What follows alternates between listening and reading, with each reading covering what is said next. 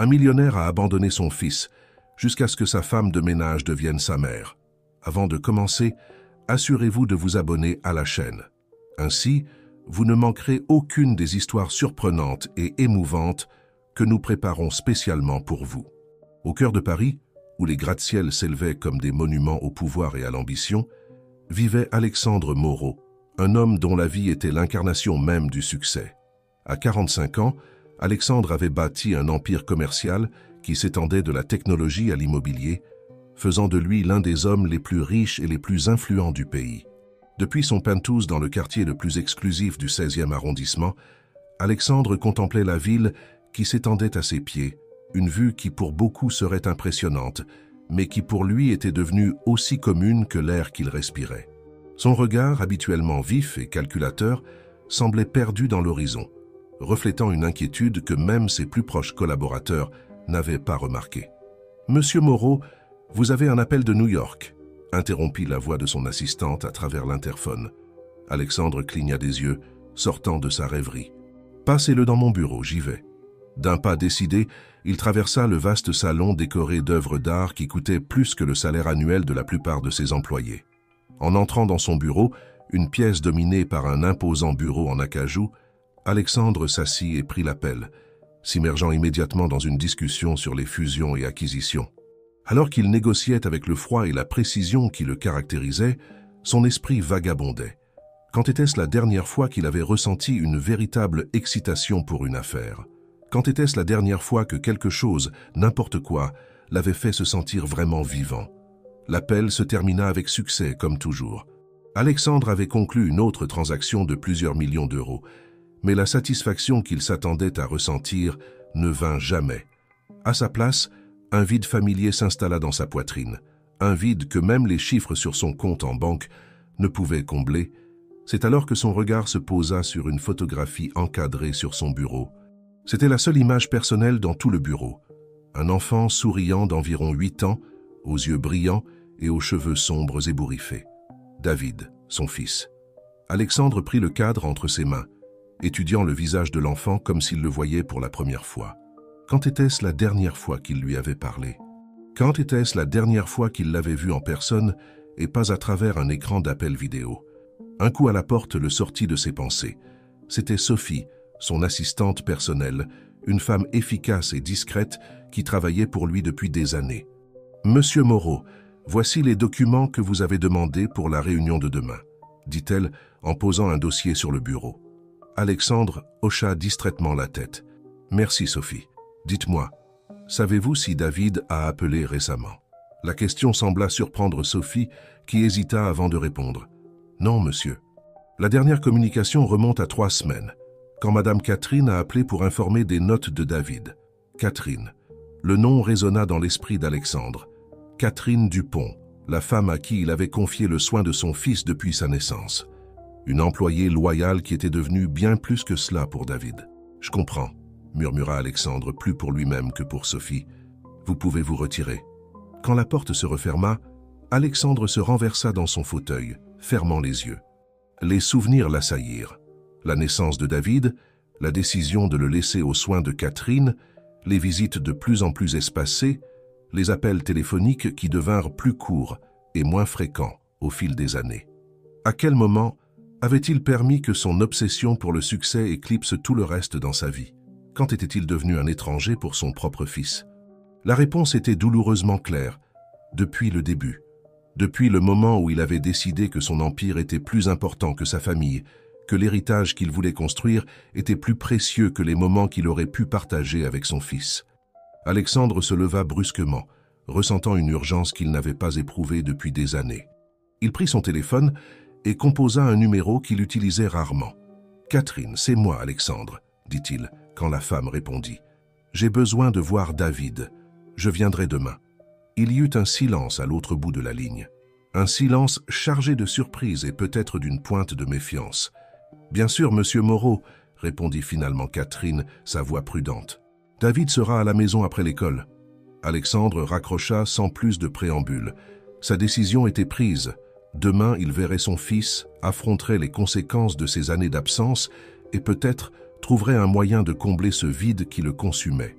Alors que la nuit tombait sur Paris, Alexandre Moreau, le magnate impitoyable, l'homme qui avait tout, se rendit compte qu'il avait peut-être perdu le plus important. Et pour la première fois depuis longtemps, il ressentit de la peur. Peur qu'il soit trop tard pour récupérer ce qu'il avait négligé pendant si longtemps, mais il était déterminé à essayer.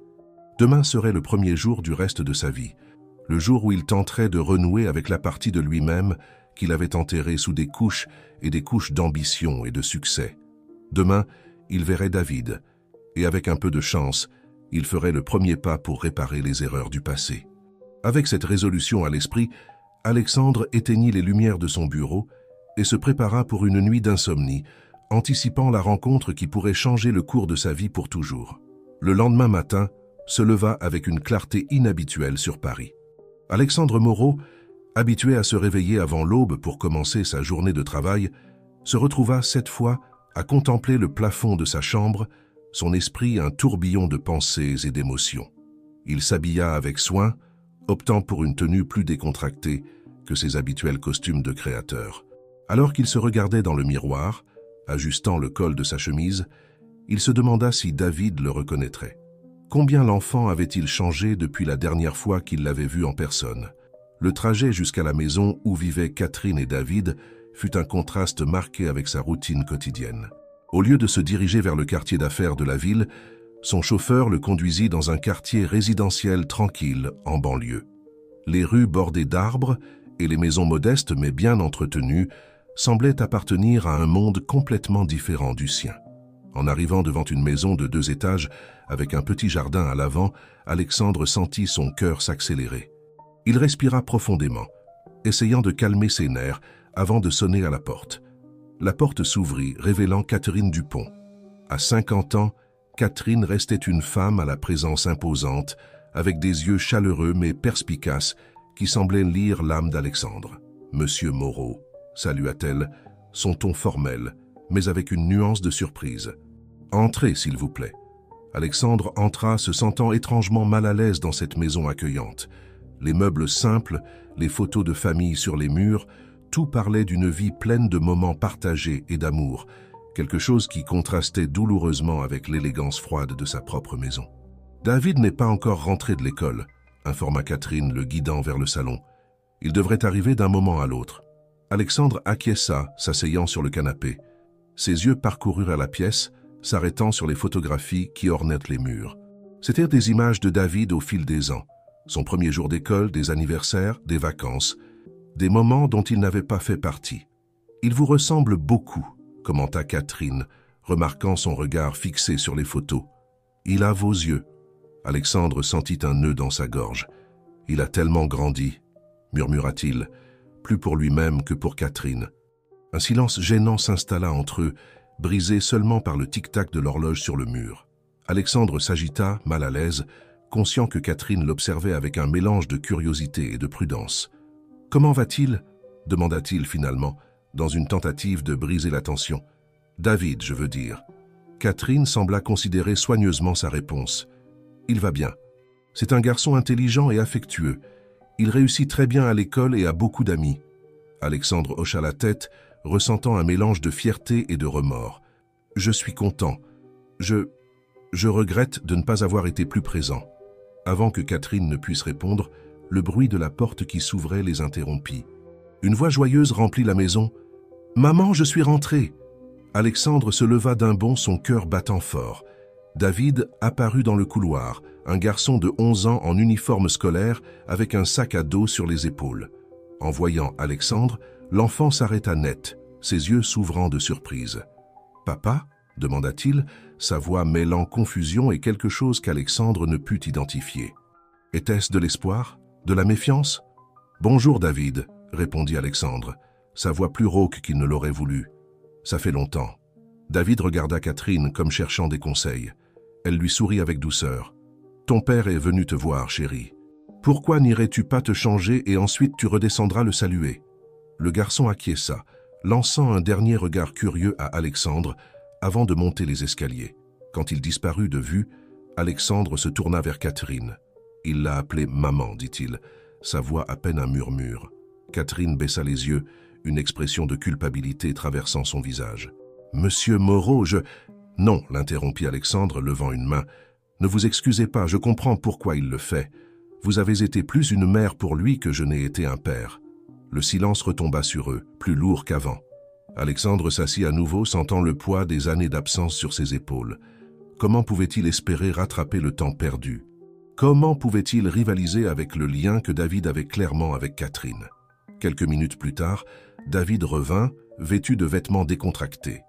Il se tint debout devant Alexandre, ses yeux si semblables aux siens, l'étudiant avec un mélange de curiosité et de prudence. « Bonjour David », répéta Alexandre, s'efforçant de sourire. « Tu as beaucoup grandi depuis la dernière fois que je t'ai vu. » David hocha la tête mais ne dit rien.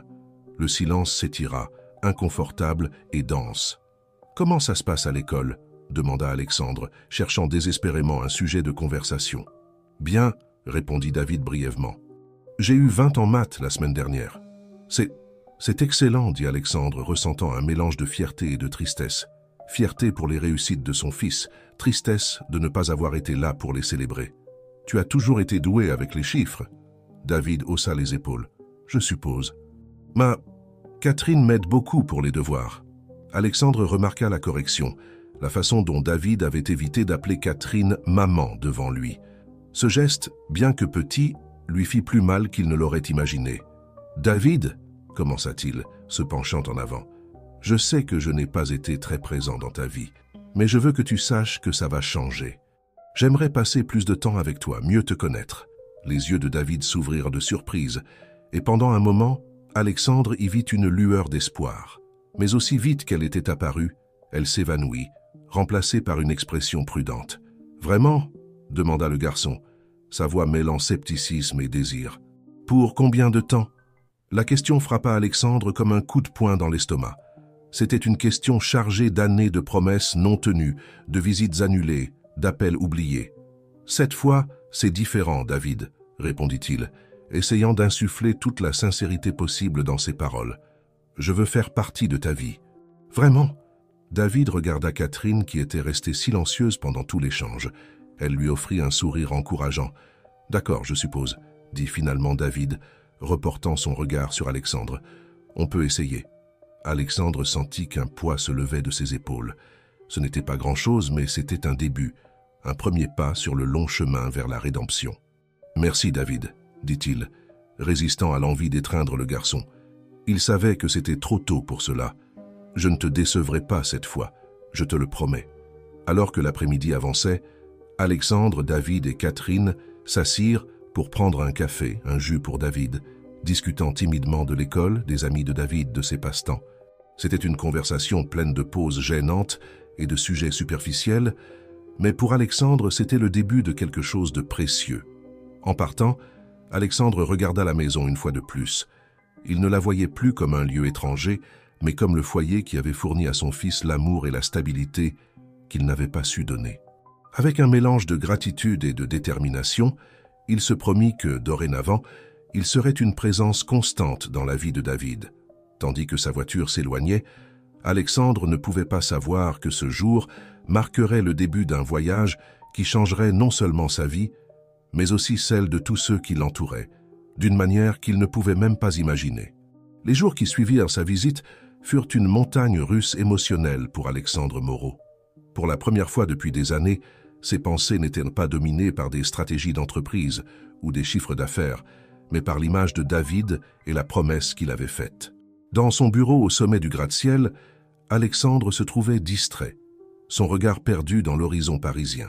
Ses employés remarquèrent le changement, échangeant des regards de confusion lorsque l'impitoyable homme d'affaires semblait absent pendant les réunions, ou demandait qu'on lui répète des informations qu'il captait normalement au vol. « Monsieur Moreau, vous allez bien ?» demanda Sophie, son assistante, après une séance de planification particulièrement distraite. Alexandre cligna des yeux, sortant de sa rêverie. « Oui, Sophie, je suis juste en train de réévaluer certaines priorités. » La femme hocha la tête, bien que l'inquiétude ne quittât pas son visage. « Je comprends.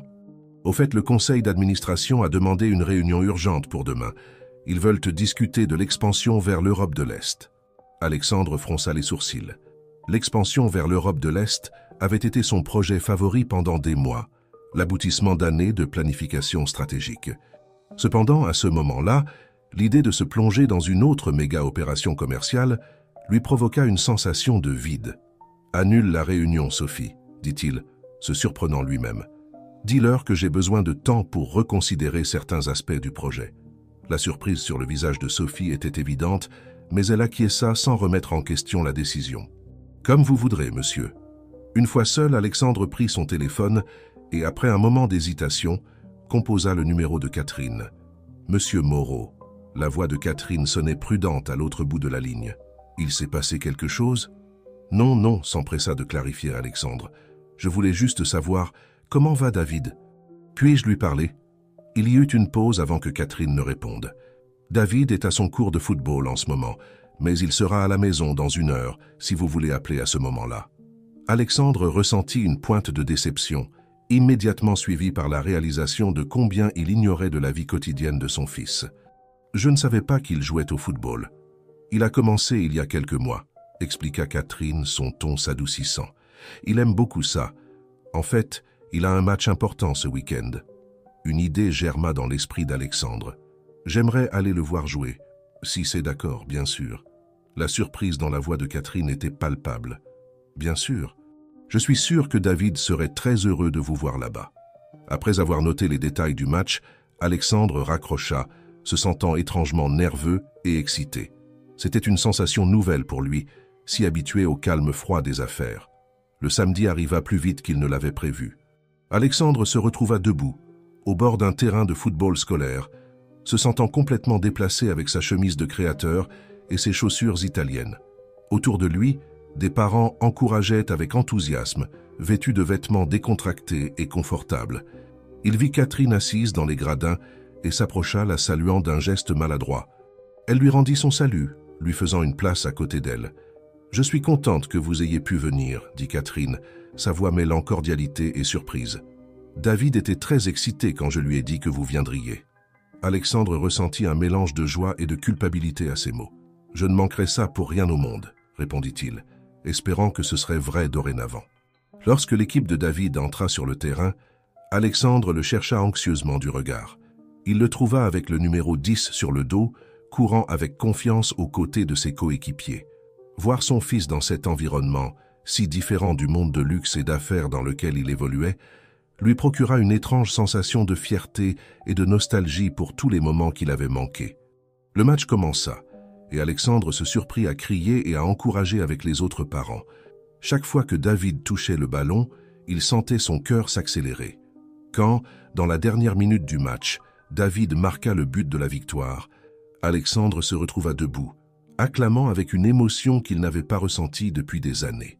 Après le match, David courut vers eux, son visage brillant de sueur et de bonheur. Il s'arrêta devant Alexandre, visiblement incertain de la façon d'agir. « Tu as joué incroyablement bien, fils, » dit Alexandre, sa voix chargée d'émotion. « Je suis très fier de toi. » Le sourire de David s'élargit et pendant un moment, la barrière entre eux sembla se dissoudre. « Merci, papa. Je suis content que tu sois venu. » Dans une impulsion, Alexandre se pencha et serra David dans ses bras. Ce fut une étreinte brève et un peu maladroite, mais pour Alexandre, ce fut comme si le monde s'arrêtait un instant. « Que diriez-vous si on allait fêter ça ?» proposa Alexandre, regardant David puis Catherine. « On pourrait aller manger quelque chose, ce que David voudra. » David regarda Catherine, qui hocha la tête avec un sourire. « Ça me semble une excellente idée, » dit-elle. Tandis qu'ils marchèrent vers le parking, Alexandre sentit une chaleur dans sa poitrine qu'il n'avait pas éprouvée depuis longtemps. Pour la première fois depuis des années, il ne pensait pas au travail, au contrat ou à la bourse. Son esprit était entièrement concentré sur le présent, sur le partage de ce moment avec son fils. Au restaurant, une pizzeria familiale choisie par David, Alexandre se retrouva à rire et à converser avec une facilité qui le surprit. Il écouta attentivement, tandis que David parlait de ses amis, de ses cours préférés, de ses rêves de devenir footballeur professionnel. « Tu sais, moi aussi je jouais au football quand j'étais enfant », partagea Alexandre, se surprenant lui-même par ce souvenir. « Bien que je n'étais pas aussi bon que toi. » Les yeux de David s'illuminèrent. « Vraiment? Tu pourrais m'apprendre quelques trucs un jour ?» Alexandre sentit un nœud dans sa gorge. « Bien sûr, j'adorerais ça. » Tandis qu'il observait David dévorer sa pizza, Alexandre remarqua le regard de Catherine posé sur lui. Il y avait un mélange d'émotions dans ses yeux. Prudence, espoir et quelque chose d'autre qu'il ne put déchiffrer. « Merci », lui dit-il à voix basse quand David fut distrait par le dessert, « de si bien s'occuper de lui toutes ces années. » Catherine le regarda longuement avant de répondre. « Je le fais parce que je l'aime, monsieur Moreau. David est... il est ma vie. » Ces mots, prononcés avec tant de sincérité, frappèrent Alexandre avec force. Il comprit, peut-être pour la première fois, la profondeur du lien entre Catherine et David. Un lien forgé à travers des années de soins quotidiens, d'amour constant et de présence inconditionnelle. Ce soir-là, de retour dans son luxueux penthouse, Alexandre se trouva incapable de dormir. Son esprit repassait les événements de la journée, le sourire de David, la chaleur de son étreinte, le dévouement évident dans les yeux de Catherine. Il se rendit compte qu'il était à un carrefour. Il pouvait retourner à sa vie d'avant, laissant le travail consumer son temps et son énergie, ou il pouvait faire un véritable effort pour faire partie de la vie de David, pour construire la relation qu'il aurait dû cultiver depuis le début. La décision, étonnamment, fut facile à prendre. Alexandre Moreau, le magnate impitoyable, l'homme qui avait tout sacrifié sur l'autel du succès, était prêt à changer. Ce ne serait pas facile, il le savait.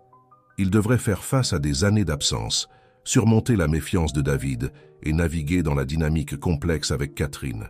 Mais pour la première fois depuis longtemps, Alexandre sentait qu'il avait un but au-delà de l'accumulation de richesses et de pouvoir.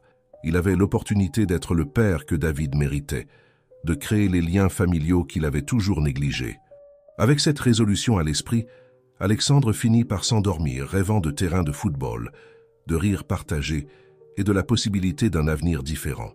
Un avenir où le succès se mesurerait non pas en chiffres bancaires, mais en moments partagés et en amour familial. Les semaines qui suivirent le match de football marquèrent un changement significatif dans la vie d'Alexandre Moreau. Pour la première fois depuis des années, ses journées ne tournaient plus exclusivement autour de réunions du conseil d'administration et de négociations de plusieurs millions d'euros. Maintenant, son agenda incluait des visites régulières à la maison de Catherine, des après-midi d'aide aux devoirs et à sa propre surprise, même quelques séances de football improvisées dans le parc voisin. Cependant, tandis qu'Alexandre s'efforçait de construire une relation avec David, les tensions dans son empire commercial commençaient à s'accumuler. Son soudain changement de priorité n'était pas passé inaperçu auprès de ses partenaires et concurrents qui commencèrent à remettre en question son engagement et son leadership. Un matin, Alexandre arriva à son bureau pour trouver Sophie qui l'attendait avec une expression inquiète. « Monsieur Moreau, le conseil d'administration a convoqué une réunion d'urgence pour cet après-midi », informa-t-elle sa voix tendue. « Ils sont préoccupés par le retard dans l'expansion vers l'Europe de l'Est et bien par vos fréquentes absences. » Alexandre fronça les sourcils. Il savait que ce moment arriverait, mais il ne s'attendait pas à ce que ce soit si tôt. « Je comprends, Sophie, j'y serai. » Alors qu'il se préparait pour la réunion, Alexandre était tiraillé intérieurement. D'un côté, il y avait l'empire qu'il avait construit avec des années de travail acharné et de sacrifices personnels. De l'autre, il y avait la relation naissante avec David, fragile mais pleine de promesses. La réunion fut tendue dès le début. Les membres du conseil, hommes et femmes qui l'avaient autrefois regardé avec respect et même crainte, l'observèrent maintenant avec un scepticisme à peine dissimulé. « Alexandre, » commença Robert Vasseur, l'un des actionnaires les plus influents, « nous comprenons que vous avez été occupé par des affaires personnelles. Mais l'entreprise a besoin de toute votre attention. L'expansion vers l'Europe de l'Est ne peut plus attendre. » Alexandre respira profondément avant de répondre. « Je comprends vos inquiétudes. L'expansion reste une priorité, mais... » « Mais quoi, Alexandre ?» interrompit Élise Fournier, une autre actionnaire. « Nous avons investi des millions dans ce projet. Nous ne pouvons pas nous permettre des doutes maintenant. » Pendant un moment, Alexandre se sentit transporté vers son ancien moi, l'exécutif impitoyable prêt à tout sacrifier pour le succès de l'entreprise. Mais l'image de David, souriant après avoir marqué un but, apparut dans son esprit. « L'expansion se poursuivra, » dit-il finalement. « Mais j'ai besoin de réorganiser certaines choses. Mon fils a besoin de mon attention maintenant. » Un silence stupéfait suivit ces paroles. Ce fut Robert qui le rompit, sa voix mêlant incrédulité et dédain. Ton fils? Alexandre, nous pensions que tu avais dépassé cette phase sentimentale il y a des années. L'entreprise a besoin de l'Alexandre Moreau que nous connaissons, pas d'un père de famille de banlieue. Les paroles de Robert, bien que cruelles, ne surprirent pas Alexandre. C'était exactement ce qu'il aurait dit lui-même il y a seulement quelques semaines. « Les choses ont changé, Robert, » répondit-il, sa voix ferme. « Je peux diriger cette entreprise et être un père présent. J'ai juste besoin de trouver le bon équilibre. » La réunion se poursuivit pendant des heures, Alexandre défendant sa position tout en essayant de calmer les craintes du conseil. À la fin, ils parvinrent à un compromis tendu. Alexandre aurait un mois pour démontrer qu'il pouvait gérer à la fois ses responsabilités professionnelles et ses nouveaux engagements familiaux. Épuisé, Alexandre sortit de la salle de réunion en sentant le poids du monde sur ses épaules. Il était si distrait qu'il faillit heurter Sophie, qui l'attendait dehors. « Monsieur Moreau, vous avez un appel de Madame Catherine, dit-elle, lui tendant son téléphone. Le cœur d'Alexandre fit un bond. Était-il arrivé quelque chose à David? « Catherine, tout va bien ?» demanda-t-il, sans prendre la peine de cacher son inquiétude. « Tout va bien, monsieur Moreau. » La voix de Catherine était calme, mais il y avait une nuance de quelque chose d'autre, de la nervosité. « C'est juste que, David m'a demandé de vous inviter à dîner ce soir. Il veut vous montrer quelque chose. » La tension accumulée pendant la réunion se dissipa instantanément. « Bien sûr, je serai là. À quelle heure ?» Après avoir convenu des détails, Alexandre raccrocha, un sourire involontaire se formant sur ses lèvres. L'idée d'un dîner avec David était exactement ce dont il avait besoin après une journée si stressante. Ce soir-là, Alexandre arriva chez Catherine avec un bouquet de fleurs, pour elle, et un nouveau ballon de football, pour David. Le dîner se déroula dans une ambiance étonnamment détendue, David dominant la conversation, parlant avec animation de sa journée à l'école et de ses plans pour le prochain match de football. Ce fut après le dessert que David, soudain timide, sortit un papier plié de sa poche. « Papa, je veux te montrer quelque chose, dit-il, lui tendant le papier avec des mains légèrement tremblantes. Alexandre le déplia avec soin. C'était un dessin clairement fait par la main inexpérimentée d'un enfant, mais plein de couleurs et de détails. Il montrait 3 personnages, un grand homme en costume, une femme souriante, et au centre, un garçon tenant un ballon de football. En dessous d'une écriture enfantine était écrit « Ma famille ». Alexandre sentit un nœud se former dans sa gorge. Il regarda David, qui l'observait avec expectative. Puis Catherine, dont les yeux brillaient de larmes contenues. « C'est magnifique, David », parvint-il à dire, sa voix rauque d'émotion. « C'est nous ?» David hocha la tête, un mélange de fierté et de nervosité sur son visage. « Oui, toi, moi et maman. Je veux dire Catherine, se corrigea-t-il rapidement, lançant un regard d'excuse à Alexandre. Le silence qui suivit était chargé d'émotions complexes. Alexandre regarda Catherine, remarquant la tension dans sa posture, la façon dont elle évitait de faire un contact visuel direct avec lui. « David, » dit doucement Alexandre, « c'est normal que tu appelles Catherine « maman ». Elle a été ta mère dans tous les sens qui comptent. » Les mots d'Alexandre semblèrent briser une barrière invisible. David sourit largement, visiblement soulagé, tandis que Catherine laissait échapper un sanglot étouffé. « Merci, papa, » dit David, enlaçant impulsivement Alexandre. Alors qu'il serrait son fils dans ses bras, Alexandre réalisa qu'il était à un point de non-retour. Le dessin de David, si simple et pourtant si profond, avait mis en évidence une vérité qu'il ne pouvait ignorer. La famille que son fils désirait, la famille dont il voulait lui-même faire partie, n'était pas conventionnelle. Elle était compliquée, pleine d'histoires et d'émotions contradictoires. Ce soir-là, en disant au revoir à David et Catherine, Alexandre savait que les défis auxquels il faisait face au bureau pâlissaient en comparaison du chemin qu'il avait devant lui dans sa vie personnelle. Il devait trouver un moyen d'être le père dont David avait besoin, respecter le rôle fondamental de Catherine dans la vie de son fils et en même temps redéfinir sa propre identité et ses priorités. Alors qu'il conduisait de retour vers son appartement, Alexandre se rendit compte qu'il s'aventurait en terrain inconnu. Le monde des affaires, avec ses règles claires et ses objectifs définis, était un territoire familier. Mais ceci, c'était différent. C'était à la fois effrayant et excitant. Pour la première fois de sa vie, Alexandre Moreau, le magnate impitoyable, l'homme qui avait toujours un plan, se retrouvait à naviguer sans carte. Mais en se rappelant le sourire de David, la fierté dans ses yeux lorsqu'il lui avait montré le dessin, il sut qu'il n'y avait pas de retour en arrière possible. Il s'était engagé sur ce nouveau chemin, quelles que soient les tempêtes qui pouvaient l'attendre à l'horizon. Les jours suivants, le dîner familial furent un tourbillon d'émotions et de défis pour Alexandre Moreau. D'un côté, la chaleur et la connexion qu'il avait ressentie avec David lui donnèrent la force d'affronter les pressions croissantes au bureau. De l'autre, la complexité de la situation avec Catherine et les attentes de son fils le tenaient éveillé la nuit, remettant en question chacune de ses décisions. Un après-midi, alors qu'il examinait des documents dans son bureau, Alexandre reçut un appel inattendu de Catherine. « Monsieur Moreau », sa voix semblait tendue, « j'ai besoin de vous parler. C'est important. » Intrigué et légèrement inquiet, Alexandre accepta de la rencontrer le même après-midi dans un café discret près de chez Catherine. En arrivant au café, il trouva Catherine déjà assise à une table à l'écart, son visage un masque de nervosité et de détermination. Après les salutations initiales et avoir commandé leur boisson, Catherine sortit une enveloppe de son sac. « Il y a quelque chose que vous devez savoir, » dit-elle, faisant glisser l'enveloppe vers lui. « Quelque chose que j'aurais dû vous dire il y a longtemps. » Avec le pressentiment que sa vie était sur le point de prendre un autre tournant dramatique, Alexandre ouvrit l'enveloppe. À l'intérieur, il trouva plusieurs lettres, toutes écrites de la main soignée de Catherine, datées des années suivant la naissance de David. « Ce sont des lettres que je vous ai écrites, » expliqua Catherine, sa voix à peine plus qu'un murmure. « Des lettres que je n'ai jamais eu le courage d'envoyer. » Alexandre commença à lire, son cœur battant de plus en plus vite à chaque mot.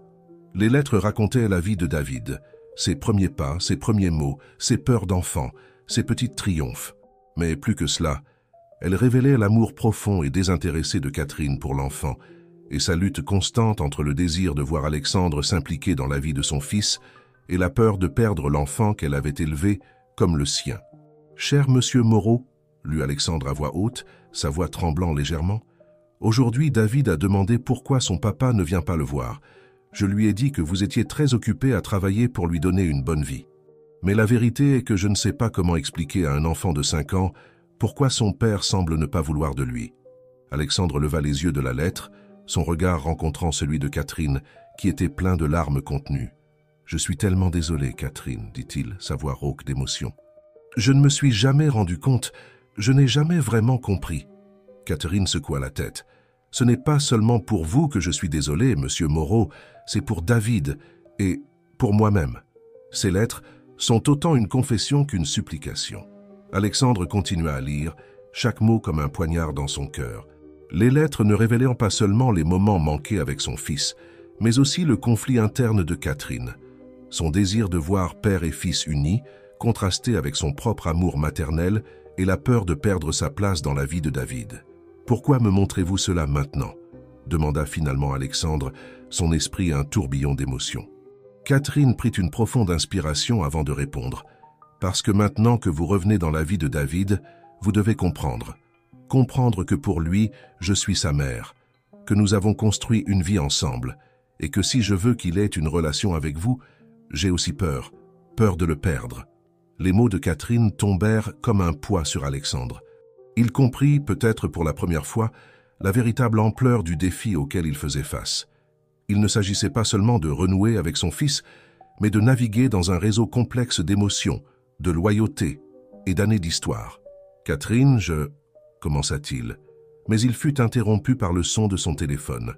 C'était Sophie, son assistante. « Monsieur Moreau, je suis désolé d'interrompre, mais c'est urgent. » La voix de Sophie semblait alarmée. « Il y a eu une fuite d'informations sur l'expansion vers l'Europe de l'Est.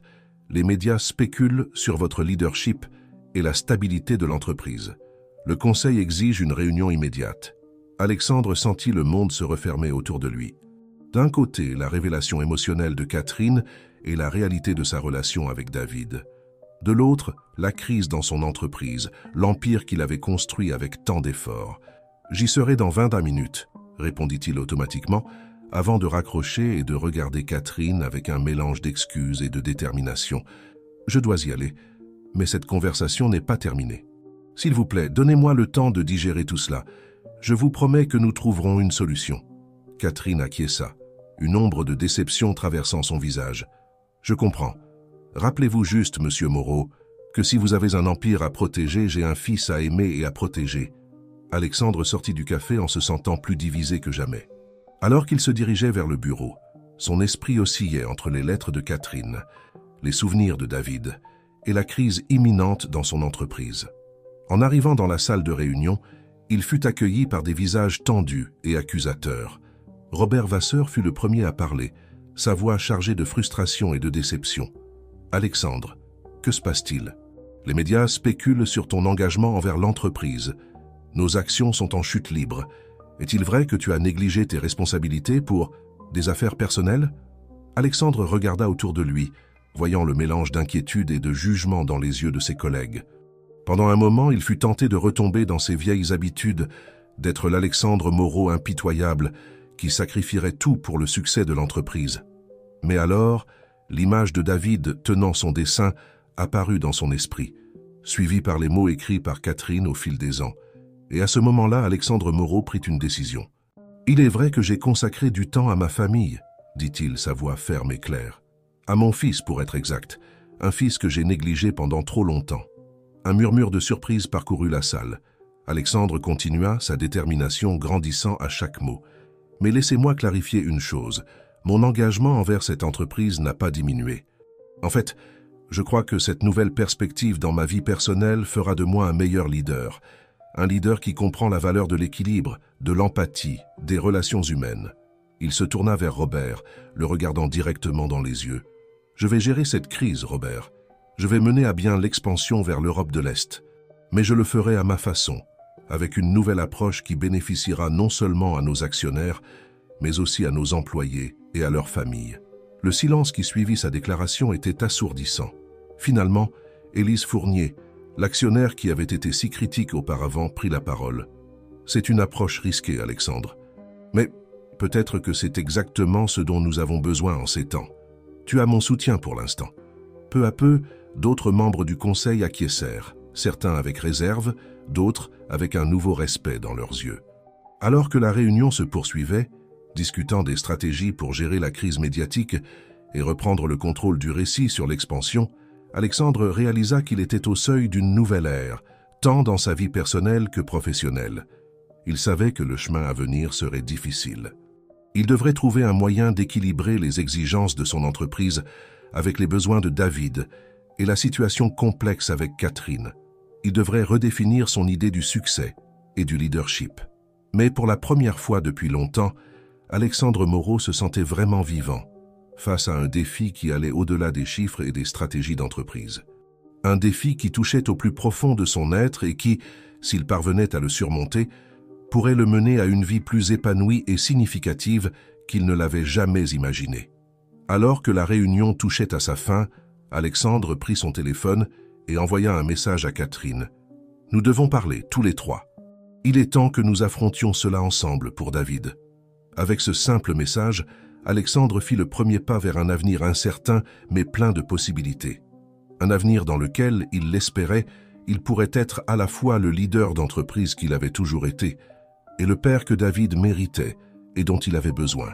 Le soleil se couchait sur Paris, teintant le ciel de tons orangés et violets, lorsqu'Alexandre Moreau gara sa voiture devant la maison de Catherine.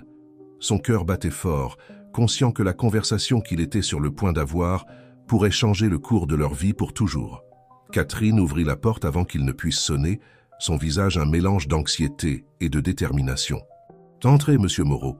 David termine ses devoirs. » Alexandre entra, remarquant comment la maison, qui lui avait semblé étrangère auparavant, lui paraissait maintenant étrangement familière et accueillante. Ils s'assirent dans le salon, le silence entre eux chargé de tension et d'attente. « Avez-vous dit à David pourquoi je suis ici ?» demanda Alexandre, brisant le silence. Catherine secoua la tête. « J'ai pensé qu'il valait mieux que nous le fassions ensemble. » Comme un signal, on entendit des pas descendre les escaliers, et David apparut dans le salon, son visage s'illuminant en voyant Alexandre. « Papa, je ne savais pas que tu venais aujourd'hui » s'exclama-t-il, courant pour l'embrasser. Alexandre l'enveloppa dans ses bras, surpris de constater à quel point ce geste lui semblait naturel maintenant. « Bonjour, champion. Tama, Catherine et moi avons besoin de te parler de quelque chose d'important. » David regarda d'Alexandre à Catherine, son sourire s'effaçant légèrement. Il se passe quelque chose de grave? Non, chérie, intervint Catherine, sa voix douce mais ferme. Nous avons juste besoin d'avoir une conversation en famille. Le mot « famille » résonna dans la pièce, chargé de sens pour tous les trois. Alexandre prit une profonde inspiration, cherchant les mots justes. « David, je sais que j'ai été absent pendant longtemps dans ta vie. Et je sais que Catherine a été ta mère dans tous les sens qui comptent. » David hocha la tête, ses yeux allant d'Alexandre à Catherine avec un mélange de curiosité et d'inquiétude. « Mais maintenant, continua Alexandre, je veux faire partie de ta vie, vraiment. Et cela signifie que nous devons trouver un moyen pour que nous puissions tous être une famille, même si c'est différent des familles que tu vois à la télévision ou dans les maisons de tes amis. » Catherine prit la main de David, sa voix tremblant légèrement. « Ce que ton père veut dire, mon chéri, c'est que nous t'aimons tous les deux. Et nous voulons trouver un moyen pour que nous trois puissions être ensemble, sans que personne ne se sente exclu ou remplacé. » David resta silencieux un moment, traitant l'information. Quand il parla, sa voix était petite mais décidée. « Ça veut dire que je peux avoir vous deux, que je n'ai pas à choisir ?» Alexandre sentit un nœud se former dans sa gorge. « Exactement, fils. Nous ne voulons pas que tu aies à choisir. Nous voulons que tu aies tout l'amour et le soutien que nous pouvons te donner, Catherine et moi. Mais, intervint Catherine, son ton prudent, nous avons aussi besoin de savoir ce que tu en penses, David. Que penses-tu de tout cela ?» David regarda ses mains un moment comme s'il rassemblait ses pensées. Quand il leva les yeux, il brillait d'un mélange d'émotion et de détermination qu'Alexandre reconnut comme étant les siens. « J'ai toujours voulu qu'on soit une famille, » dit David, sa voix gagnant en assurance à chaque mot. « Comme dans mon dessin, vous vous souvenez? Toi, maman et moi, ensemble. » Alexandre et Catherine échangèrent un regard, surpris par la maturité et la clarté de David. « Mais, continua le garçon, comment ça va marcher? On va tous vivre ensemble? Papa va venir plus souvent? » Alexandre se pencha en avant, regardant David droit dans les yeux. « C'est quelque chose que nous allons devoir découvrir ensemble, champion. Ce ne sera pas facile et nous ferons peut-être des erreurs en chemin. Mais je te promets que nous ferons de notre mieux pour que ça marche. » Catherine acquiesça, ajoutant « L'important est que tu saches que nous t'aimons tous les deux et que, quoi qu'il arrive, nous serons toujours ta famille. » David sembla réfléchir un moment avant de sourire, un sourire qui illumina toute la pièce. « J'aime cette idée. Qu'on soit une famille différente mais spéciale. » Le soulagement qu'Alexandre ressentit à ce moment-là fut écrasant. Il regarda Catherine, voyant dans ses yeux le même soulagement mêlé à une nouvelle détermination. « Bien, » dit Alexandre, se sentant plus léger qu'il ne l'avait été depuis des années. « Que diriez-vous si nous commencions cette nouvelle étape par un dîner en famille? Nous pourrions sortir manger quelque chose, tous les trois ensemble. »« Oui !» s'exclama David, son enthousiasme contagieux. « On peut aller manger des pizzas ?» Catherine rit, un rire sincère qu'Alexandre n'avait jamais entendu auparavant. « Je pense que c'est une excellente idée. » Alors qu'il se préparait à sortir, Alexandre réalisa que ce n'était que le début. Il y aurait de nombreux défis à venir. Expliquer la situation à ses collègues et au monde extérieur, naviguer dans les complexités légales et émotionnelles de leur nouvelle dynamique familiale et bien sûr, continuer à gérer son entreprise au milieu de la crise actuelle. Mais en voyant David bavarder joyeusement avec Catherine et en ressentant la chaleur de cette nouvelle connexion familiale, Alexandre sut que cela en valait la peine. Pour la première fois de sa vie, il sentait qu'il prenait le bon chemin, pas seulement pour son succès personnel, mais pour son bonheur et celui des personnes qu'il reconnaissait maintenant comme sa vraie famille. Le dîner à la pizzeria fut un moment de joie et de connexion. David, assis entre Alexandre et Catherine, passait d'un sujet à l'autre avec un enthousiasme enfantin, partageant des histoires de l'école et ses rêves d'avenir. Alexandre se surprit à rire plus qu'il ne l'avait fait depuis des années, tandis que Catherine ajoutait des commentaires et des anecdotes qui comblaient les lacunes dans sa connaissance de la vie de David. À un moment de la soirée, alors que David était distrait par son dessert, Alexandre et Catherine échangèrent un regard de compréhension mutuelle. Ce ne serait pas facile, mais ils étaient déterminés à faire en sorte que cela fonctionne, pour le bien de David et pour le leur. De retour à la maison, alors qu'il bordait David, le garçon posa une question qui prit les deux adultes par surprise. « Je peux t'appeler papa maintenant ?» demanda-t-il à Alexandre, ses yeux pleins d'espoir. « Et continuer à appeler Catherine maman ?» Alexandre sentit son cœur se gonfler. « Bien sûr que oui, fils. J'adorerais que tu m'appelles papa. » Catherine, les larmes aux yeux, ajouta « Et pour moi, tu seras toujours mon fils, David. Toujours. » Cette nuit-là, alors qu'Alexandre disait au revoir à Catherine à la porte, ils savaient tous deux qu'ils s'embarquaient dans un voyage sans précédent. Ce ne serait pas facile, mais le sourire de David et le sentiment de plénitude qu'ils ressentaient tous deux leur donnèrent la force d'affronter tous les obstacles. « Merci, Catherine, » dit doucement Alexandre, « de s'être occupée de lui toutes ces années, de me donner cette chance. » Catherine hocha la tête, un petit sourire sur ses lèvres. « Merci à vous, monsieur Moreau, d'être revenu et d'être prêt à être le père dont David a toujours eu besoin. » Tandis qu'Alexandre conduisait vers son appartement, son esprit était plein de plans et de possibilités. Il savait qu'il devait trouver un équilibre entre sa vie de famille nouvellement découverte et les exigences de son empire commercial. Mais pour la première fois de sa vie, il sentait qu'il avait un but au-delà des chiffres sur une feuille de bilan. La route à venir serait difficile, pleine d'obstacles et de moments difficiles. Mais Alexandre Moreau, l'homme qui avait autrefois tout sacrifié pour le succès, était maintenant prêt à se battre pour quelque chose de bien plus précieux, l'amour de son fils et la chance de faire partie d'une vraie famille. Alors que les lumières de Paris brillaient autour de lui, Alexandre sourit. L'avenir était incertain, mais pour la première fois depuis longtemps, il se sentait vraiment plein d'espoir. Avec David et Catherine à ses côtés, il sentait qu'il pouvait affronter tous les défis que le destin lui réserverait. La nuit enveloppait la ville, mais pour Alexandre, Catherine et David, c'était l'aube d'une nouvelle ère, une ère où l'amour, la compréhension et la famille, redéfinis, illumineraient leur chemin vers l'avenir. Les semaines suivantes furent un tourbillon d'émotions et d'ajustements pour Alexandre, Catherine et David. La nouvelle dynamique familiale, bien que prometteuse, apporta avec elle une série de défis qui mirent à l'épreuve la détermination de tous. Alexandre se retrouva à naviguer un délicat équilibre entre sa vie professionnelle et personnelle. Les matinées au bureau étaient remplies de réunions tendues et de négociations difficiles alors qu'il luttait pour stabiliser l'entreprise au milieu de la crise. Les après-midi et les soirées, en revanche, il les consacrait à construire une relation avec David, l'aidant pour ses devoirs, assistant à ses matchs de football et peu à peu devenant une présence constante dans sa vie.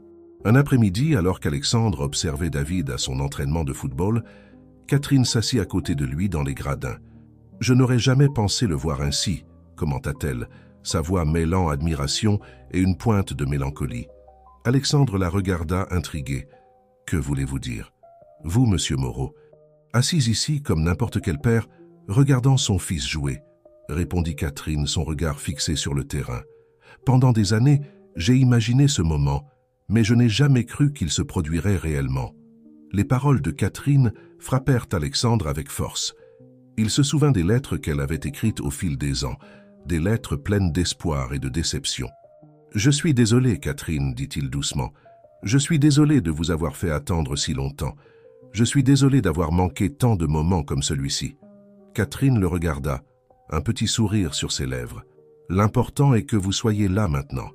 David a besoin de vous, plus qu'il ne s'en rend compte lui-même. » À ce moment précis, David marqua un but spectaculaire.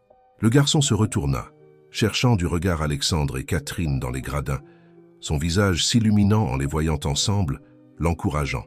Cependant, tout n'était pas rose. La nouvelle situation familiale commença à générer des murmures et des spéculations dans le monde des affaires d'Alexandre. Les rumeurs sur sa crise de la quarantaine et son intérêt soudain pour la paternité se répandirent rapidement, alimentant les doutes sur sa capacité à diriger l'entreprise dans un moment aussi critique. Un matin, Alexandre arriva à son bureau pour trouver Robert Vasseur qui l'attendait, son visage un masque d'inquiétude et de frustration. « Alexandre, il faut qu'on parle, » dit Robert sans préambule. « Les investisseurs sont nerveux, tes départs précoces constants, tes distractions pendant les réunions. Ils commencent à remettre en question ton engagement envers l'entreprise. » Alexandre sentit une vague familière de colère et de frustration monter en lui, mais il la contint.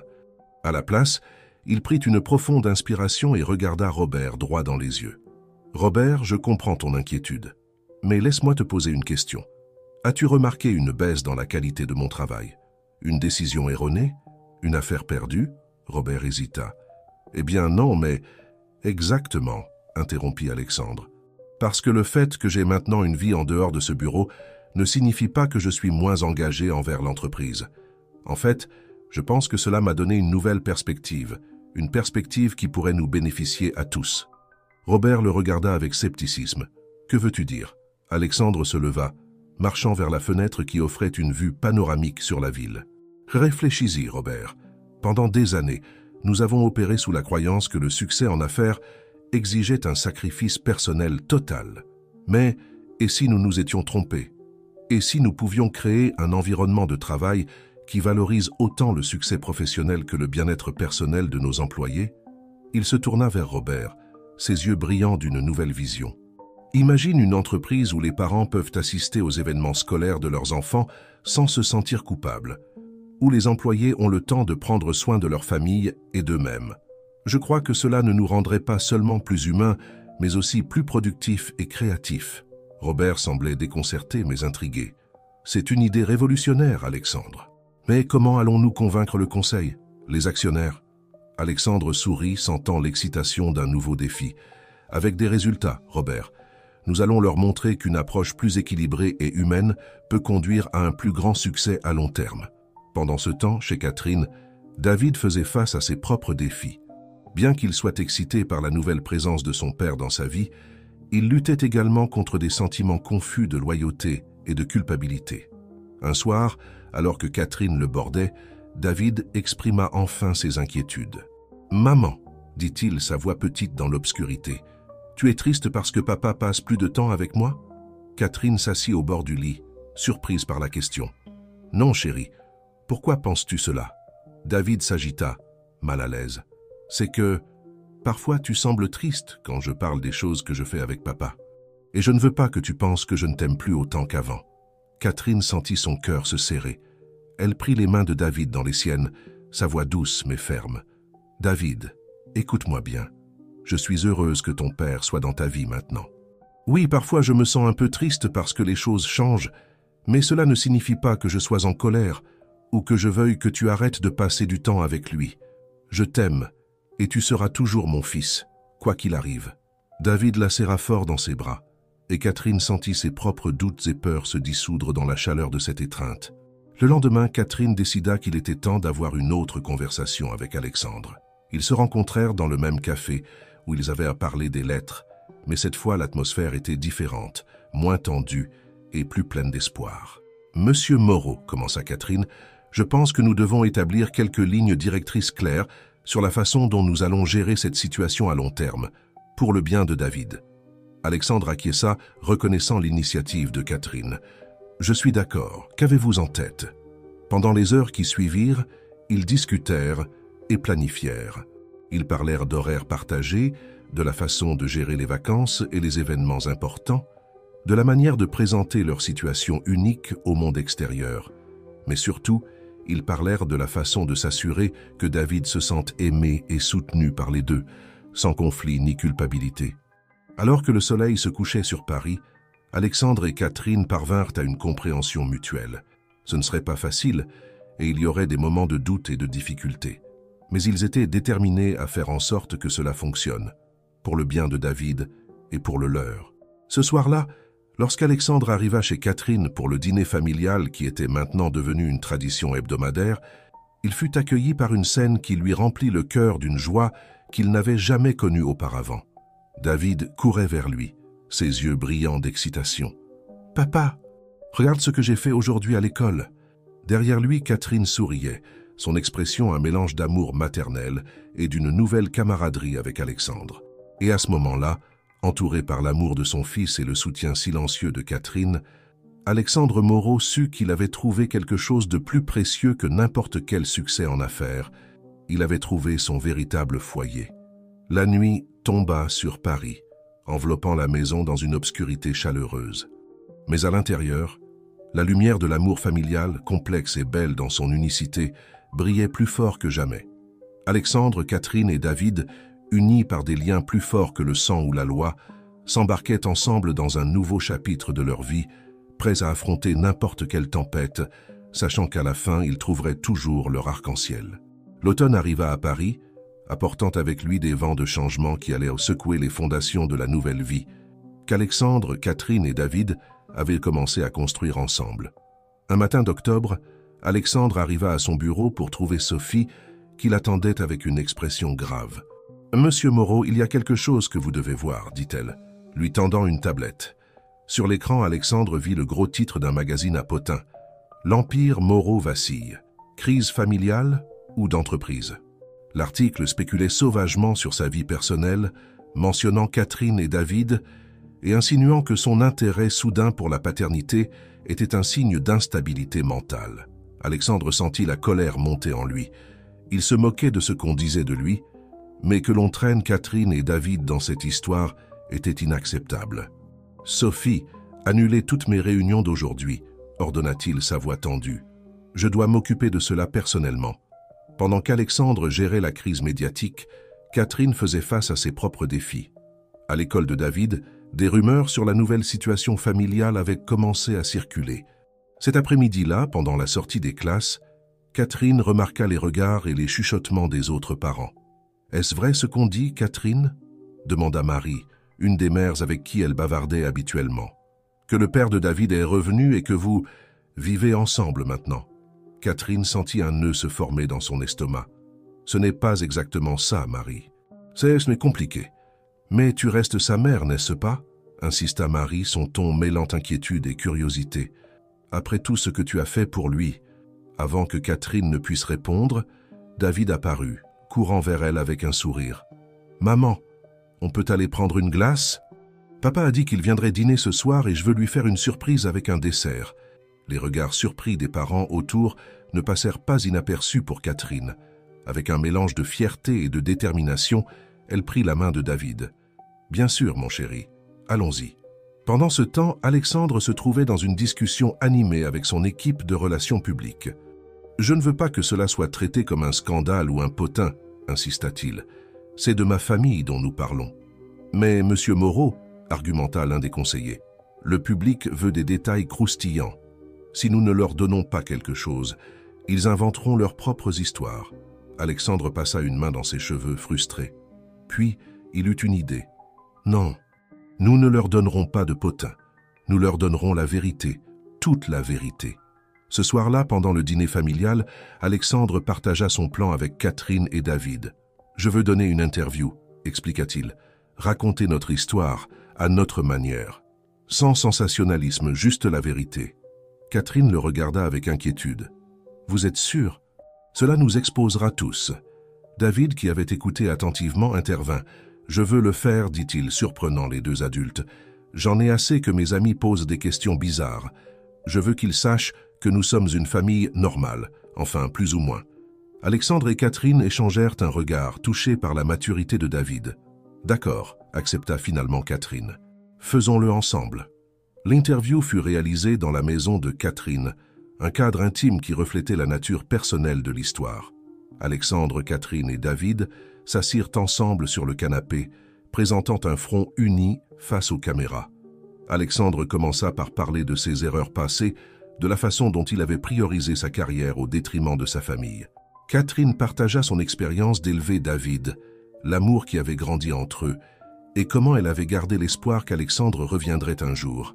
David, avec une éloquence surprenante pour son âge, parla de son bonheur d'avoir les deux dans sa vie. « J'ai deux parents qui m'aiment, » dit-il en souriant.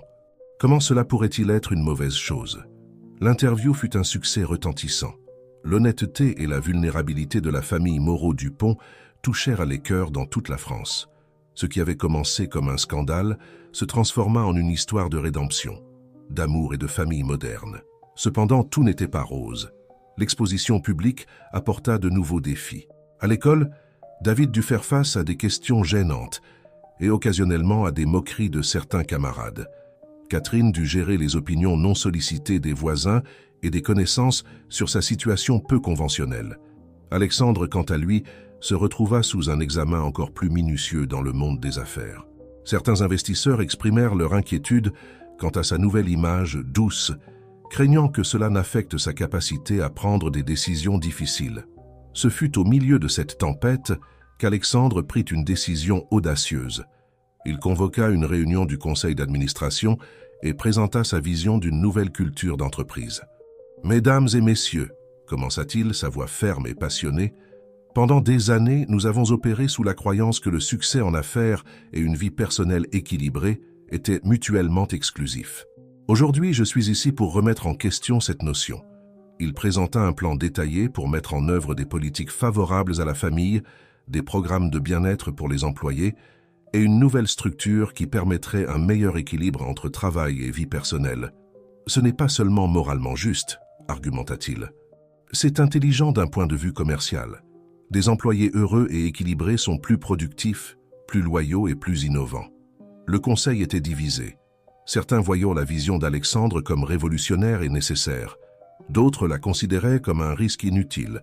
Ce fut Élise Fournier qui finalement brisa l'égalité. « Alexandre, dit-elle, sa voix chargée d'émotion, il y a quelques semaines, je doutais de toi, mais maintenant je vois que ce changement dans ta vie personnelle ne t'a pas affaibli.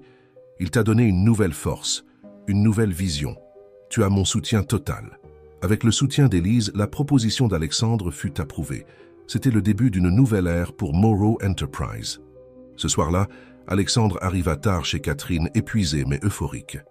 Il leur raconta à elle et à David sa victoire au conseil. « Cela va changer la vie de milliers de familles, dit-il, ses yeux brillants d'excitation. Et tout cela grâce à vous. Vous m'avez appris la véritable valeur de la famille. » Catherine, les larmes aux yeux, prit sa main. « Nous sommes fiers de vous, Alexandre.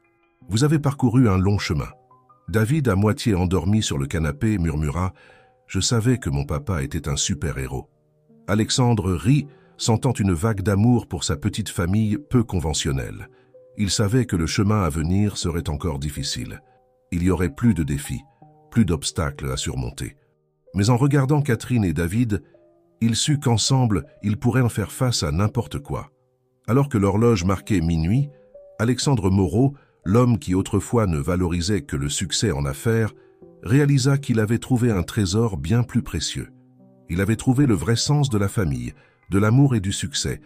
Et ainsi, en cette nuit tranquille à Paris, une nouvelle famille, forgée dans le feu de l'adversité et unie par l'amour, se préparait à affronter l'avenir ensemble, plus forte que jamais. Le temps passa à toute vitesse pour la famille Moreau-Dupont. Les mois se transformèrent en années, et chaque jour qui passait, le lien entre Alexandre, Catherine et David devenait plus fort et plus profond. 5 ans après cette première visite d'Alexandre à la maison de Catherine, la vie avait changé d'une manière qu'aucun d'entre eux n'aurait pu imaginer.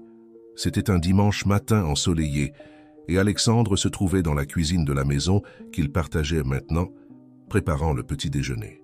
L'odeur du café fraîchement moulu et des œufs brouillés remplissait l'air, se mêlant au rire venant du jardin. Par la fenêtre, Alexandre pouvait voir Catherine et David, maintenant un adolescent de 16 ans, jouant avec Luna, la petite chienne qu'ils avaient adoptée ensemble il y a quelques années. La scène lui remplit le cœur d'une chaleur qui le surprenait encore. « Le petit déjeuner est prêt », appela-t-il, souriant tandis que Catherine et David entraient, les joues rosies par l'exercice et le rire. Alors qu'ils s'asseyaient à table, Alexandre ne put s'empêcher de réfléchir au chemin parcouru. Les premières années avaient été difficiles, pleines d'ajustements et de défis. Il y avait eu des moments où ils avaient douté, des moments où le poids des attentes extérieures avait failli les submerger. Mais avec chaque obstacle surmonté, avec chaque moment difficile qu'ils avaient affronté ensemble, leur lien était devenu plus fort. Ils avaient appris à communiquer, à respecter l'espace de chacun et à valoriser l'unicité de leur famille. « Papa !» La voix de David interrompit ses pensées. « Tu te souviens que c'est aujourd'hui la journée portes ouvertes des universités ?» Alexandre acquiesça, ressentant un mélange de fierté et de nostalgie. Son fils, l'enfant qu'il connaissait à peine autrefois, était maintenant sur le point de s'embarquer dans son propre voyage vers l'âge adulte. « Bien sûr que oui, champion. »« Tu es excité ?» demanda Alexandre. David sourit, mais Alexandre remarqua une lueur de nervosité dans ses yeux. « Oui, mais j'ai aussi un peu peur. Et si je ne trouve pas une université qui me plaît ?» Catherine intervint, sa voix douce mais ferme. « David, chéri, rappelle-toi ce que nous t'avons toujours dit. Il ne s'agit pas de trouver l'université parfaite, mais celle qui sera parfaite pour toi. » Alexandre acquiesça, ajoutant « Et quoi qu'il arrive, tu nous auras toujours pour te soutenir. » Le visage de David se détendit visiblement. « Merci, maman, papa. Je ne sais pas ce que je ferais sans vous. » Après le petit déjeuner, alors qu'ils se préparaient pour aller à la journée portes ouvertes, Alexandre reçut un appel de Sophie, qui était maintenant la directrice des opérations de Moreau Enterprise. « Monsieur Moreau, j'ai d'excellentes nouvelles », dit Sophie, sa voix débordant d'excitation. « Le magazine Forbes vient de nommer Moreau Enterprise comme l'une des meilleures entreprises où travailler en Europe. Il cite spécifiquement nos politiques d'équilibre travail-vie et notre engagement envers le bien-être des employés. » Alexandre ressentit une vague de fierté et de gratitude. « C'est merveilleux, Sophie. Ça est une réussite de toute l'équipe. » Quand il raccrocha, il partagea la nouvelle avec Catherine et David, qui l'enlacèrent avec enthousiasme. « Tu vois, papa, » dit David en souriant, « je t'avais dit que tu étais un super-héros. » Alexandre rit, se souvenant de cette nuit il y a des années où David, à moitié endormi, avait dit quelque chose de similaire. « Non, fils, le vrai super-héros, c'est toi. Toi et ta maman. Vous m'avez appris le vrai sens du succès. » Catherine, les larmes aux yeux, prit les mains des deux.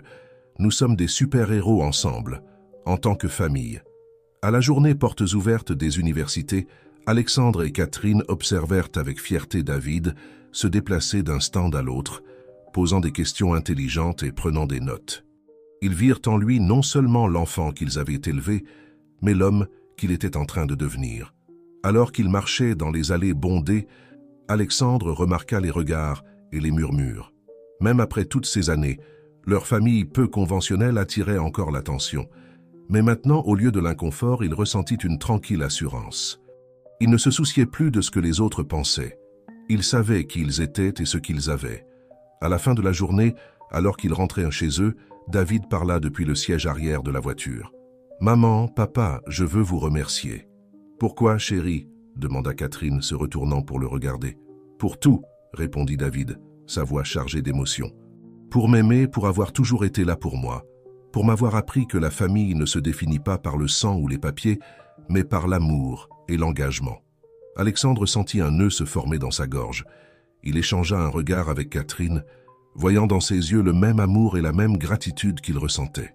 Ce soir-là, après que David soit allé se coucher, Alexandre et Catherine s'assirent sur le porche, regardant les étoiles. Le silence entre eux était confortable, rempli de compréhension mutuelle et d'affection cultivée au fil des ans. « Avais-tu imaginé que nous finirions ainsi ?» demanda doucement Alexandre. Catherine sourit, secouant la tête. « Jamais. Mais je ne l'échangerai pour rien au monde. » Alexandre prit sa main, sentant la chaleur de sa peau. « Merci, Catherine, de ne pas avoir abandonné avec moi, de m'avoir donné la chance de faire partie de cette famille. Merci à vous, Alexandre, répondit-elle, d'être revenu, d'être resté, d'aimer David autant que moi. » Alors que la nuit avançait, Alexandre Moreau réfléchit au voyage qui l'avait conduit jusqu'ici. Il se souvint de l'homme qu'il était autrefois, obsédé par le succès en affaires, aveugle aux vraies richesses de la vie. Il pensa à toutes les leçons qu'il avait apprises, à l'amour qu'il avait découvert, à la famille qu'il avait construite. Il réalisa que ce n'était pas la fin de leur histoire, mais seulement le début d'un nouveau chapitre. Un chapitre rempli de promesses et de possibilités, d'amour et de croissance continue. Demain apporterait de nouveaux défis. David grandirait et finirait par quitter le nid. L'entreprise continuerait d'évoluer. Le monde continuerait de changer autour d'eux. Mais Alexandre ne craignait plus l'avenir. Il savait que, quoi qu'il arrive, ils affronteraient chaque nouveau jour ensemble, comme la famille qu'ils étaient. Alors que les étoiles brillaient dans le ciel nocturne de Paris, Alexandre Moreau, Catherine Dupont et leur fils David dormaient paisiblement, unis par des liens plus forts que le sang ou la loi. Ils étaient une famille forgée par l'amour, la persévérance et l'acceptation mutuelle, une famille qui avait redéfini le sens du succès et du bonheur. Et ainsi, en cette nuit tranquille alors que la ville dormait, l'histoire des Moreau-Dupont continuait de se dérouler, un témoignage vivant que l'amour, sous toutes ses formes, a le pouvoir de transformer des vies, de guérir des blessures et de créer les liens les plus beaux et les plus indestructibles. L'aube approchait, apportant avec elle la promesse d'un nouveau jour, de nouvelles aventures et le réconfort éternel de savoir que, quoi qu'il arrive, ils seraient toujours les uns les autres. Car au final, c'est ce qui compte vraiment. C'est ce qui fait une famille. C'est ce qui rend la vie digne d'être vécue. Et avec cette pensée, Alexandre ferma les yeux, reconnaissant pour le voyage qu'il avait mené jusqu'ici et enthousiaste pour tout ce qui était encore à venir. Car il savait que, tant qu'il aurait Catherine et David à ses côtés, chaque jour serait une nouvelle opportunité d'aimer, de grandir et d'être véritablement heureux.